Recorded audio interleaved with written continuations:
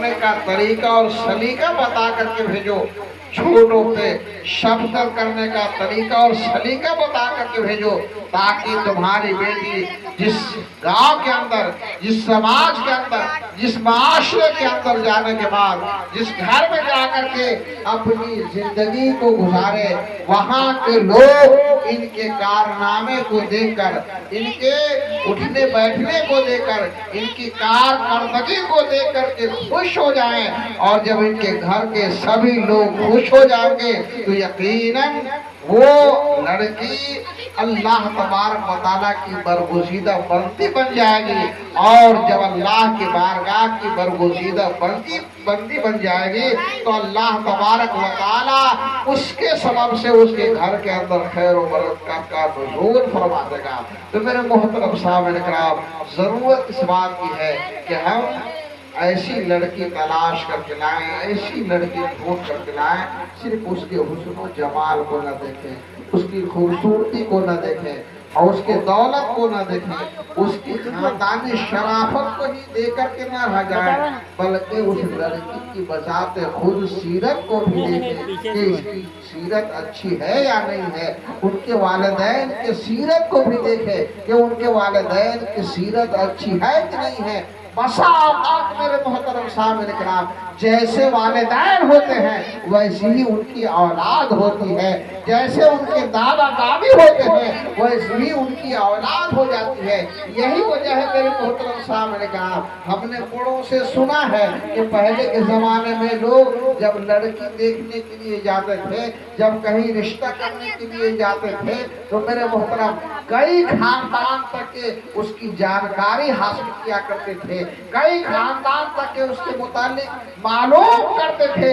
کہ ان کے والدین کیسے تھے، ان کے ماں باپ کس طرح کی زندگی گزار رہے تھے، ان کے دادا دادی کس طرح کی زندگی گزار رہے تھے، ان کے نانا نانی کس طرح کی زندگی گزار رہے تھے۔ گویا کہ میرے محترم سامعین کرام، مکمل طور پہ چھان بین کی جاتی تھی کہ ان کے خاندان کے اندر کہیں کوئی ایسا انسان تو نہیں ہے جو بدنام زمانہ ہے، جس کی سماج میں کوئی عزت نہیں ہے، یا سماج میں کوئی ایسا کام کر گزرا ہے جس سے سماج کے لوگوں نے اسے نگاہ سے گرا دیا ہے۔ عزیزان ملت اسلامیہ، آج بھی زمانے نہ اس کے جانب لوگوں کی بالکل ہی توجہ نہیں ہے، صرف ایک توجہ ہے کہ لڑکی ہمیں حسین مل جائے اور دولت والی مل جائے، تاکہ زیادہ سے زیادہ ہمیں وہاں سے دہیج کے سامان، دہیج کے پیسے، دہیج کی گاڑیاں حاصل ہو جائیں، اور ہم گاؤں کے اندر، سماج کے اندر، معاشرے کے اندر یہ کہیں کہ دیکھو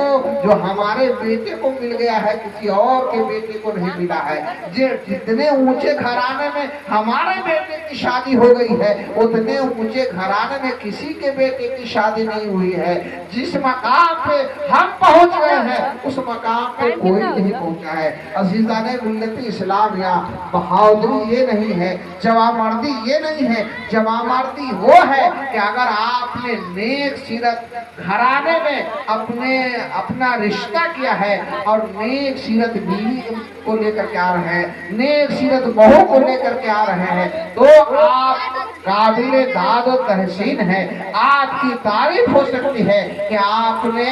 اچھی سیرت کی لڑکی کو لے کر کے آیا ہے، ایسے گھرانے سے لے کر کے آیا ہے جن کا سماج کے اندر، معاشرے کے اندر اچھا نام ہے، جن کو لوگ عزت کی نگاہ سے دیکھتے ہیں، ایسے گھرانے میں آپ نے رشتہ کر لیا ہے، تب کہیں میرے محترم سامعین کرام آپ جوان مرد ہو سکتے ہیں۔ اس لیے ضرورت اس بات کی ہے کہ شریعت ہمیں جن کاموں کا حکم دیتی ہے ہمیں اسی کے مطابق اپنی زندگی گزارنے کی ضرورت ہے، تاکہ شریعت کے مطابق ہم زندگی گزاریں گے تو ہم یہاں بھی کامیاب ہو جائیں گے اور وہاں بھی کامیاب ہو جائیں گے۔ عزیزان ملت اسلامیہ، دنیا کے بے شمار رسومات کو ہم کرتے ہیں صرف اور صرف اپنی ناموری کے لیے، صرف اور صرف اپنی ناموری کے لیے۔ کچھ اس کام کو بھی انجام دیجئے جو ہمارے بزرگوں نے ہمیں تعلیم دیا ہے۔ میرے محترم، چلتے چلاتے ایک بات میں آپ کے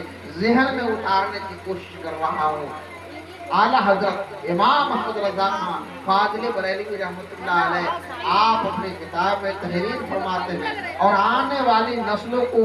ये दर्स अजीम अता फरमाते हैं। ये लोगों, जब अल्लाह तबारक व तआला किसी के घर में लड़की को पैदा फरमाता है तो अल्लाह तबारक व तआला उसके घर के अंदर बरकतों का नुज़ूल फरमा देता है, उसके घर के अंदर बरकतों का नुज़ूल फरमा देता है। तो वो लड़की जब तक के अपने बाप के घर में है, उसके बाप के घर में बरकतों का नुज़ूल होता रहता है। जब वो लड़की निकाह की बंधन में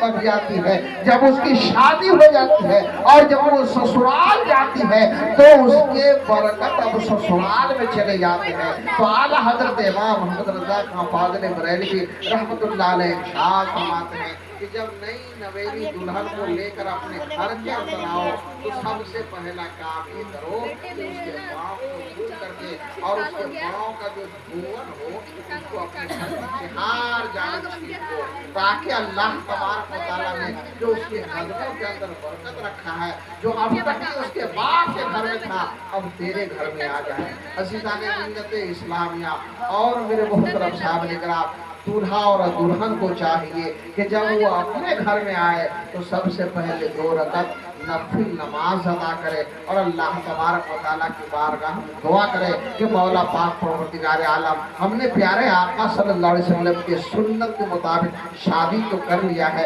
यहाँ से नई जिंदगी हमारी शुरू हो रही है। मौला पाक परवरदिगार आलम हमारे मियाँ और बीवी के दरमियान अच्छी इत्तेफाक, इत्तेहाद और मोहब्बतें कायम फरमा दे और इस रिश्ता को मुस्तहकम बना दे और आने वाली नस्लों को नेक और साले बना दे। अगर ये आप कर लेते हैं तो यकीनन मेरे मोहतरम साहब इकराम आने वाले ज़माना में आप फायदे में रहेंगे। अल्लाह ताला की बारगाह में दुआ वो मौला पाक परवरदिगार आलम इस महफिल को अपनी बारगाह में कबूल फरमाए और इसका बेहतरीन अजर व सवाब साहिब महफिल को अता फरमाए और इस शादी को शादी खाना आबादी बनाए। कल जो बारात जाने वाली है, अल्लाह तबारक व तआला उस बारात में शिरकत करने वाले को और दोनों घरानों को अपनी हिफ्ज़ व आमान में रखे, हर तरह के आफात व बलियात से महफूज रखे। व मा अलैना इल्लल बलाग व आखिरु दअवाना अल्हम्दुलिल्लाहि रब्बिल आलमीन। अस्तगफिरुल्लाह रब्बी मिन कुल्लि ज़ंबिन व अतूबु इलैह। ला इलाहा इल्लल्लाह मुहम्मदुर रसूलुल्लाह सल्लल्लाहु अलैहि वसल्लम। अस्सलामु अलैकुम व रहमतुल्लाहि व बरकातहू। बात उठ के खड़े होइए और आका के